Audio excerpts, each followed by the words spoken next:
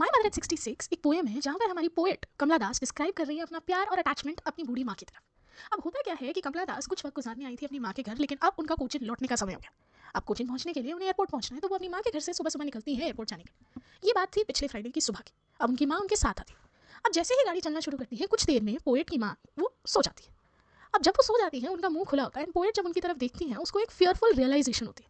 अपनी सोती माँ को देख उनको पता नहीं क्यों एक डेड बॉडी दिखती है अपने साथ बैठी हुई, जो सिंबलाइज कर रहा है एक पेनफुल रियलाइजेशन जो पोएट को हुआ कि उनकी माँ एक्चुअली बूढ़ी हो रही है।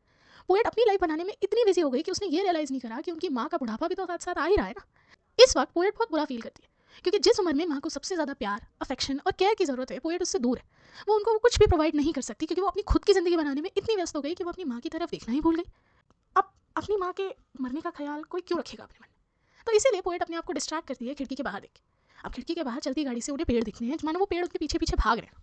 अब वो भागते पेड़ कहीं ना कहीं वक्त को सिंबलाइज कर रहे हैं कि वक्त चलता रहता है और किसी के लिए नहीं रुकता। फिर पोएट को दिखते हैं छोटे छोटे बच्चे वहाँ गार्डन में खेलते हुए, और एक तरफ पोएट के वो बचपन की एनर्जी थी, तो दूसरी तरफ बुढ़ापा और उसकी डलनेस जो उसको अपनी माँ में दिख रही थी। खैर, इन्हीं थॉट्स के साथ वो एयरपोर्ट पहुंचती है और सिक्योरिटी चेक के बाद एक बार फिर मुड़ के अपनी माँ को दिखती है। पोएट देखती है उसकी माँ कितने प्यार से वहाँ खड़ी है पोएट को गुड बाय बोलने के लिए, लेकिन इतनी दूर से पोएट को उनकी माँ का चेहरा साफ साफ दिख नहीं रहा होता। बहुत डल लग रहा होता है, जैसे सर्दी के वक्त चाँद। अब उसकी माँ के चेहरे की रौनक जा चुकी है, चमक जा चुकी है, चेहरे पे बहुत ज़्यादा डलनेस, स्पॉट्स और रिंकल्स आ गए हैं। तो पोएट को बहुत बुरा फील हो रहा है और पोएट को अचानक वो डर सताने लगता है जो एक वक्त पे उसे बचपन में हुआ करता था अपनी माँ से दूर हो जाने का। लेकिन अब बड़े होने के बाद ये डर थोड़ा ज़्यादा भयानक लग रहा था, क्योंकि इस बार जो दूरी होगी वो परमानेंट हो सकती थी।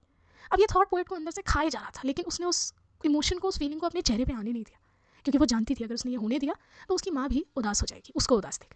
तो वो अपनी माँ को देखकर हंसती हैं और कहती हैं सी यू सून अम्मा, इस होप में कि वो अगली बार जब आएँ तो अपनी माँ से मिल पाएँ, उन्हें देख पाएँ, उनसे बात कर पाएँ, और अगर नहीं तो वो बस एक आखिरी बार अपनी माँ का मुस्कुराता चेहरा देखना चाहती थी। और इसीलिए जाते जाते बस उनको देख वो हंसती गई और पोएट को देख उनकी माँ हंसती गई।